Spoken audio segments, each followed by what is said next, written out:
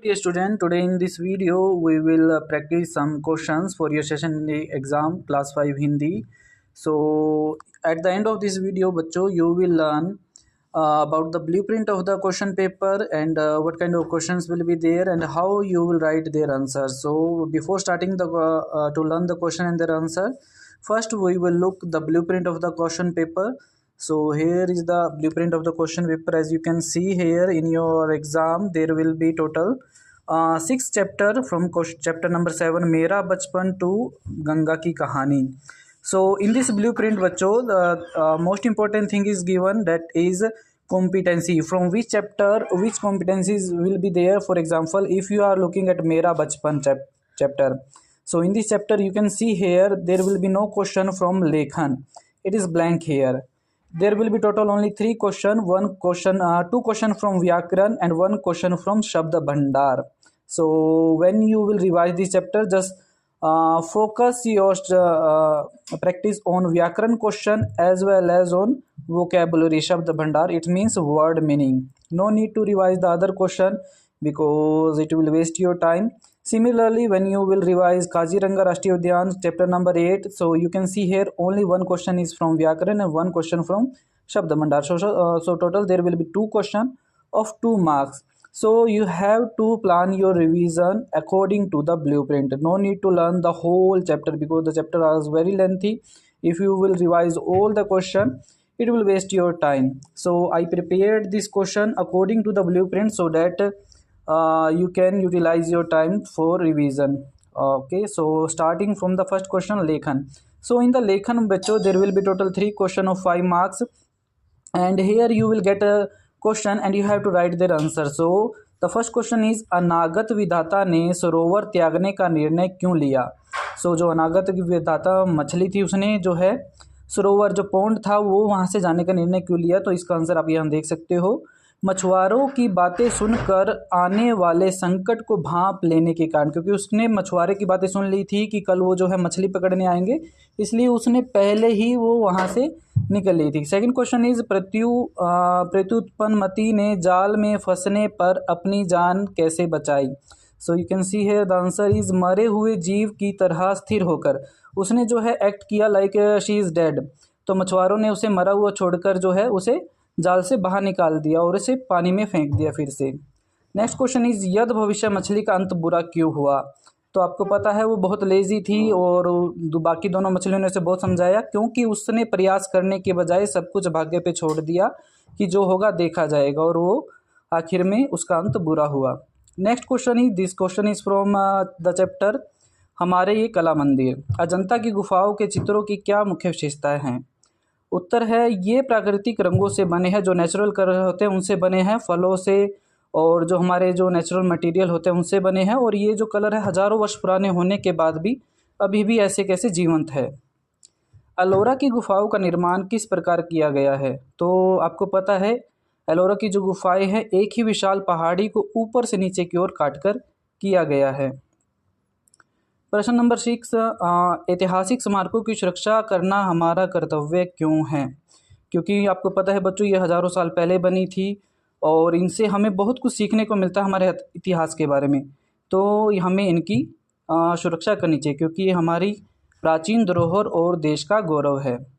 प्रश्न नंबर 7, सिद्धार्थ ने घायल हंस को देवदत्त को देने से क्यों मना किया. क्योंकि सिद्धार्थ ने उसे जीवन दान दिया था और रक्षक का अधिकार भक्षक से बड़ा होता है. आप सबको पता है देवदत्त ने उसका शिकार करने की कोशिश की थी. प्रश्न 8, राजा शुद्धोधन ने न्याय करते समय क्या फैसला किया, सुनाया सॉरी. उत्तर है, उन्होंने हंस सिद्धार्थ को सौंप दिया क्योंकि दया और रक्षा सबसे बड़ा धर्म है. तो सिद्धार्थ ने उसकी रक्षा की तो इसलिए हंस पर हक है जो सिद्धार्थ का ही बनता है. प्रश्न नंबर 9, मछुआरों ने सरोवर को देखकर क्या योजना बनाई थी. तो उन्होंने अगले दिन जाल डालकर सारी मछलियाँ पकड़ने की योजना बनाई थी. ये जो प्रश्न है आपका 3 मछलियाँ चैप्टर से है. तो ब्लूप्रिंट के हिसाब से जो है आपको प्रश्न के आपको रिवाइज़ करने हैं. आपको सभी पार्ट के प्रश्न रिवाइज़ नहीं करने हैं. निशा ने अपनी मौसी को धन्यवाद पत्र क्यों लिखा. तो क्योंकि निशा की मौसी ने उन्हें अजंता और एलोरा की गुफाओं की सैर करवाई थी, तो इसलिए उन्होंने अपनी मौसी को धन्यवाद पत्र लिखा. इसके बाद आते हैं हम व्याकरण पे। व्याकरण में बच्चों 10 अंक के 10 प्रश्न आएंगे, तो हम देख लेते हैं इसको। कुछ प्रश्न आपको सीधे पूछे जाएंगे और कुछ हो गए आपके दक्षता आधारित, यानी कि सीधे ना पूछ के आपको एक वाक्य दे दिया जाएगा और आपको वाक्य पढ़ के जो है अपनी समझ के अनुसार उत्तर ढूंढना होगा। तो पहला प्रश्न है, जैसे बचपन शब्द में कौन सा प्रत्यय है? तो बचपन में जो है बच्चों पन जो पीछे लगता है, जिसका अपने आप में कोई अर्थ नहीं होता है, उसे हम प्रत्यय बोलते हैं। और जो स्टार्टिंग में लगता है वो होता है उपसर्ग। मछली का बहुवचन क्या होगा? तो मछली का होता है मछलियाँ। पवित्र का विलोम क्या है बच्चों? पवित्र का होगा अपवित्र। बहुत आसान है। सुंदर की भाववाचक, भाववाचक संज्ञा यानी कि ऐसी संज्ञा, ऐसा नाम जिसको हम सिर्फ फील कर सकते हैं, देख सकते हैं, छू नहीं सकते, तो सुंदर की होगा बच्चों सुंदरता। जैसे बूढ़ा की बुढ़ापा होता है, मीठा की मिठास होता है, उसे ही सुंदर की सुंदरता। सिद्धार्थ का वर्ण विच्छेद कीजिए। तो वर्ण विच्छेद मतलब आपको इसके जो है लेटर को एक एक करके लिखना होगा। तो इसमें आप देख सकते हो स है इसमें वर्ण, व्यंजन, देन ई है, देन द, ध, आ, र, थ, अ। तो इससे इस तरह जब आप इनको जोड़ोगे तो सिद्धार्थ बन जाएगा। गांव का बहुवचन, गांव का होगा बच्चों गांव बहुवचन। राष्ट्रीय में मूल शब्द क्या है? तो मूल शब्द होता है रूट वर्ड, जो अपने आप में ही पूरा होता है, और उस वर्ड से जब हम अन्य वर्ड बनाते हैं तो वो मेन वर्ड जो होता है रूट वर्ड कहलाता है, यानी कि मूल शब्द। तो राष्ट्रीय में होता है बच्चों राष्ट्र। हिमालय का संधि विच्छेद, यहाँ संधि होता है जब दो शब्दों से मिलके हम कोई एक बड़ा शब्द बनाते हैं तो उसे संधि बोलते हैं, और जब हम उनको अलग अलग करते हैं तो वह संधि विच्छेद कहलाता है। तो हिमालय जो शब्द है हिम प्लस आलय से मिलके बना है। हिम का अर्थ होता है बर्फ और आलय का अर्थ होता है घर, यानी कि बर्फ का घर। पक्षी के दो पर्यायवाची सिनोनियम आपको बताने हैं पक्षी के, तो खग और विहग। सजावट में प्रत्यय क्या होगा? तो इसमें प्रत्यय मैंने आपको पहले ही प्रश्न में बताया था, जो पीछे लगता है किसी भी मूल शब्द के। तो आवट जो है यहाँ पे प्रत्यय है, सज प्लस आवट।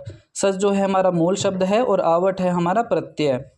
धीरे शब्द व्याकरण में क्या है? तो धीरे शब्द जो बच्चे है क्रिया विशेषण है। जैसे हम बोलते हैं ना धीरे चलो, तो चलना तो हमारी क्रिया हो गया, और धीरे जो है क्रिया की विशेषता बता रहा है, तो ये क्रिया विशेषण हो गया। इंग्लिश में आप इसे एडवर्ब बोलते हैं। रात का विलोम क्या होगा बच्चों? बहुत आसान है। सो अपोजिट ऑफ रात विल बी दिन। उपदेश में उपसर्ग, उपसर्ग मतलब जो स्टार्टिंग में लगता है, तो यहाँ पे जो है उप जो है दैट इज उपसर्ग, और मूल शब्द होगा देश। तो देश से पहले जब उप लग जाए तो उपदेश होगा। क्षत्रिय का वर्ण विच्छेद, तो अगेन यहाँ पे जो है हर एक लेटर को आपको अलग अलग करके लिखना है। तो श जो होता है, क्ष जिसे आप बोलते हो, ये आपका बनता है 3 अक्षर से। क फॉर कमल, श फॉर षटकोण, और अ फॉर अ से अनार। और फिर आगे है त्र जो होता है त प्लस र से मिलके बनता है। इस पे ई की मात्रा के लिए ई हो जाएगा यहाँ पे, और फिर य और अ। महंगा का विलोम, विलोम means opposite, so it will be सस्ता, चीप। ये दक्षता आधारित प्रश्न है। आपके दक्षता आधारित प्रश्न भी होंगे आपके क्वेश्चन पेपर में, जिसका उत्तर आपसे सीधा नहीं पूछा जाएगा, वाक्य दे दिया जाएगा और उस वाक्य में ढूंढ के आपको तो है उसका आंसर लिखना होगा। मतलब आपको वो जो है ऐसे नहीं है कि महंगा का विलोम, यहाँ पे आपको डायरेक्ट ही पूछ लिया था, तो यहाँ पे आपको पूरा वाक्य मिलेगा और उसको पढ़ के जो है आपको उसका उत्तर लिखना होगा। जैसे मैं पढ़ने जाता था को भविष्य काल में बदलना है, भविष्य मतलब फ्यूचर टेंस में।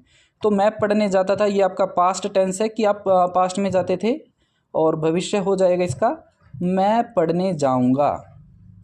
गुल्ली डंडा में प्रयुक्त विराम चिन्ह, तो आप ये देख सकते हो गुल्ली और डंडा के बीच में एक विराम चिन्ह प्रयोग किया गया है, आपको उसका नाम बताना है। तो ये होता है बच्चों योजक चिन्ह, जिसको आप इंग्लिश में हाइफन भी बोलते हैं। वह बहुत बुद्धिमती थी, तो बुद्धिमती थी में विशेषण शब्द आपको बताना है। तो बुद्धिमती जो है यहाँ पे विशेषण हो गया। बुद्धिमती मतलब इंटेलिजेंट, या ये आप बोल सकते हो स्मार्ट। महाराजा ने न्याय किया में कर्ता कौन है? तो कर्ता जो होता है बच्चों जो काम करता है, इंग्लिश में इसे आप इस सब्जेक्ट बोलते हैं, जो मेन होता है जिसके बारे में हम बात करते हैं, डेट इज कॉल्ड कर्ता, and in English it is called subject. तो महाराजा है यहाँ पे मेन सब्जेक्ट, तो ये हो जाएगा हमारा कर्ता। और कर्म जो होता है जिस पे असर पड़ता है, ओके, इंग्लिश में आप इसे ऑब्जेक्ट बोल सकते हो। सरोवरों का एक वचन, यहाँ पे सरोवरों जो शब्द है वो बहुवचन में है, आपको एक वचन बताना है, तो एक वचन हो जाएगा सरोवर। सरोवर का मतलब आपको पता ही होता है पौंड होता है। ऐतिहासिक में प्रत्यय, प्रत्यय अगेन मतलब जो पीछे लगता है, तो इसमें जो है बच्चों इक जो है आप सीधे नहीं दिखेगा, पर आप जब इसका संधि विच्छेद करोगे तो आपको इतिहास प्लस इक जो है ऐतिहासिक हो जाएगा। पक्षी चहचहा रहे हैं को प्रश्नवाचक बनाना है, यानी कि आपको प्रश्न पूछना है, तो इसका प्रश्नवाचक हो जाएगा क्या पक्षी चहचहा रहे हैं, इस तरह से भी हो सकता है, या आप कुछ और भी बना सकते हो कि कौन चहचहा रहा है, और ये वो जैसे पक्षी कैसी आवाज़ कर रहे हैं, तो कुछ भी आप अपने हिसाब से प्रश्न बना सकते हो उसका। नंगे बदन में विशेषण विशेष्य जो है आपको बताना है। विशेषण जो होता है जो विशेषता बताता है, और विशेष्य वो होता है जिसकी विशेषता बताई जाती है। तो नंगे जो है वो विशेषण हो जाएगा और बदन जो है विशेष्य हो जाएगा। विश्राम गृह का अर्थ क्या है, तो आपको अर्थ बताना है यहाँ पे। विश्राम का मतलब होता है बच्चों आराम, और गृह का मतलब होता है होम या घर आप बोल सकते हो। तो विश्राम गृह का मतलब होता है ठहरने का या आराम करने का स्थान, ऐसी जगह जहाँ पे आप बैठ सकते हो, आराम कर सकते हो, विश्राम कर सकते हो। जो होना होगा सो होगा, किस काल का बोध है, जो होना होगा, तो देखो यहाँ पे जो होना होगा यानी अभी हुआ नहीं है, तो ये आपको भविष्य काल फ्यूचर टेंस के बारे में आपको बता रहा है। भगीरथी से भाववाचक संज्ञा बनाइए, क्या होगी बच्चों, भगीरथी से आपको भाववाचक संज्ञा बनानी है, तो ये हो जाएगा भागीरथी या भगीरथ जैसा प्रयत्न। दयालु का विलोम क्या होगा, और वाक्य भी बनाना है आपको, तो दयालु का विलोम होगा निर्दयी, और वाक्य में होगा शिकारी निर्दयी था। साधु का स्त्रीलिंग क्या होगा बच्चों, साधु का स्त्रीलिंग यानी कि feminine, that will be Sadhvi. Brahmaputra में संयुक्त अक्षर आपको बताना है, कौन कौन से संयुक्त अक्षर यहाँ पे प्रयुक्त हुए हैं। संयुक्त अक्षर वे अक्षर होते हैं जो दो अक्षरों के मिल के बनते हैं, तो ये दो अक्षर है आप देख सकते हो हम और त्र, ये संयुक्त अक्षर है। उसके बाद आते हैं बच्चों वोकैबुलरी होगी बच्चों आपकी 5 अंक की, और 5 ही जो है उसमें क्वेश्चन होंगे। हाँ ओके, तो आपको जो है इस तरह के क्वेश्चन होंगे, और कुछ उसमें दक्षता आधारित भी होंगे। यहाँ पे मैंने डायरेक्ट आंसर क्वेश्चन और आंसर दिया है समय बचाने के लिए, पर दक्षता आधारित प्रश्न भी आपको मिल सकते हैं, यानी आपको प्रश्न पढ़ना होगा और उसके हिसाब से ही आपको वोकैबुलरी का आंसर देना होगा। तो जैसे कि यहाँ पे शब्द दिए हो और उसका अर्थ दिए हुए है, तो मैं जल्दी से आपको बता देता हूँ। चबेना, चना चबेना हमने पढ़ा था, तो चबेना का अर्थ होता है बच्चों भुना हुआ अनाज। जब आप किसी अनाज को भूनते हो तो वो होता है चबेना कहलाता है। सरोवर का भी मैंने थोड़ी देर पहले आपको बताया है, तालाब होता है जलाशय, और इंग्लिश में होता है पौंड। व्याकुल होता है बच्चों बेचैन, ओके। और एब का अर्थ होता है दोष। एंड देन आफ्टर 5th है आपका धरोहर मीन्स विरासत। 6th है तीक्ष्ण होता है बच्चों तेज और पैनी। 7th है श्रम का मतलब होता है मेहनत। 8वां है रमणीय मीन्स सुंदर। इसकी पीडीएफ मैं आपके साथ शेयर करूंगा, तो आप जो है इसको आराम से देख सकते हो, रिवाइज कर सकते हो, लिख सकते हो। क्वेश्चन नंबर 9 है अकस्मात मीन्स अचानक, इंस्टेंटली आप बोल सकते हो, ओके। एंड शब्द जेठे है, तो जेठे का अर्थ होता है बड़े। प्याल का अर्थ होता है पुआल या तिनके। जब अनाज का भूसा सूख जाता है तो उसे पुआल भी बोलते हैं। कवच होता है रक्षा आवरण। देन नेक्स्ट इज संगम का अर्थ होता है मिलन। जैसे हमने गंगा की कहानी में पढ़ा था कि गंगा नदी में बहुत सारी नदी आके मिलती है, तो वो स्थान संगम कहलाता है। भक्षक होता है मारने वाला, और इसका अपोजिट होता है रक्षक यानी कि बचाने वाला। निश्चित का मतलब होता है बच्चों चिंता रहित। जब आप निश्चित हो जाते हो, आपको किसी प्रकार की टेंशन नहीं होती, तो बोल सकते हो कि मैं निश्चित हूँ। नेक्स्ट है बच्चों स्पेलिंग आपकी जो है वर्तनी 5 मार्क्स की होगी, 5 ही अंक होंगे। हालांकि ये दक्षता आधारित होंगे, पर समय बचाने के लिए मैंने आपको डायरेक्ट जो है यहाँ पे क्वेश्चन दिया है, और पर दक्षता आधारित में आपको वाक्य मिलेगा, शब्द नहीं मिलेंगे, तो आप उसको उसी हिसाब से कीजिएगा। तो यहाँ पे हर एक प्रश्न में 2 स्पेलिंग दी है, एक ठीक है एक गलत है, तो अब मैं यहाँ पे आपको डायरेक्ट सही वाली स्पेलिंग आपको बता रहा हूँ। तो मत्स्य है, यहाँ पे देख सकते हो, मत्स्य का मतलब मछली होता है। देन बुद्धिमानी, स्पेलिंग आप देख लीजिएगा। प्रसिद्ध, ओके। देन अजंता, ऐतिहासिक। हिंदी में सबसे अच्छी बात ये होती है, अगर आपको किसी की स्पेलिंग नहीं आती तो आप उसे बोल के देखिए, बोलने से आपको पता चल जाएगा कि दोनों में से कौन सी होगी। जैसे पहले वाला ही मैं आपको उदाहरण देता हूँ, ये जो पहले वाला है इसको आप बोलेंगे मत्स्य, और सेकंड वाला है मत्स्य। मत्स्य नहीं होता है क्योंकि त पूरा है इसमें, तो सही क्या होगा, मत्स्य। त को भी अक्षर जब आधा होता है उसको आपको बहुत ही कम समय देना होता है बोलते हुए। अगर त को आप पूरा टाइम दोगे तो इसका मतलब पूरा है, आधा नहीं। उसके बाद है बच्चों थर्ड प्रसिद्ध, फेमस, देन अजंता। अजंता एक जगह का नाम है। ऐतिहासिक, करुणा, ये सभी स्पेलिंग आप देख लीजिएगा। सिद्धार्थ, सुरक्षित, ब्रह्मपुत्र, मूर्तियों, उज्ज्वल, ये वाली स्पेलिंग बहुत ही इंटरेस्टिंग है, इसमें बहुत बार बच्चे गलती करते हैं। देन राष्ट्रीय, आशीर्वाद। ओके, स्पेलिंग के लिए भी मैं आपको बता देता हूँ, आप जब ब्लूप्रिंट देखोगे ना तो स्पेलिंग आपको हर एक चैप्टर से स्पेलिंग नहीं करनी है। आप जब ब्लूप्रिंट देखोगे तो उसमें स्पेलिंग आपको पता है कि किस चैप्टर से स्पेलिंग आएगी। मोस्टली जो है आप देख सकते हो यहाँ पे ये 3 चैप्टर से आपकी स्पेलिंग आएगी। कौन कौन सी है, न्याय पाठ से, 3 मछलियाँ, हमारे ये कला मंदिर। तो बाकी जैसे मेरा बचपन हो गया, काजीरंगा राष्ट्रीय उद्यान और गंगा की कहानी, ये इनकी स्पेलिंग आपको करने की ज़रूरत नहीं है। उसके बाद है बच्चों क्षत्रिय, शांति, ये स्पेलिंग आप देख लीजिएगा, इसको प्रैक्टिस कर लीजिएगा। इसके अलावा भी आपको और स्पेलिंग करनी है, ऐसा नहीं है कि सिर्फ यही करनी है या ओके। तो आपको चैप्टर में जितनी भी आपको मुश्किल स्पेलिंग लगती है आप उसको रिवीजन कर सकते हो, लिख के आप जो है प्रैक्टिस कर सकते हो। उसके बाद है बच्चों सृजनात्मक लेखन, ये बहुत इंपॉर्टेंट है, 5 अंक का होगा। और सृजनात्मक लेखन होता है बच्चों जो इंस्टेंटली आपको कोई टॉपिक दे दिया जाए और उसके बारे में आप अपने हिसाब से मन से बना के जो है वाक्य लिख रहे हैं। तो इसका मैंने कोई निश्चित आंसर नहीं लिखा है क्योंकि आपकी क्रिएटिविटी पर निर्भर करता है कि आप क्या सोच रहे हो, क्या लिख रहे हो। तो पर सबसे अच्छी बात यह है कि ब्लूप्रिंट में आपको पाठ दिया गया है कि कौन से पाठ से आएगा। तो आप देख सकते हो सृजनात्मक लेखन ये रहा 5 अंक का, और ये कौन से पाठ से आएगा, ये आएगा बच्चों आपका गंगा की कहानी से।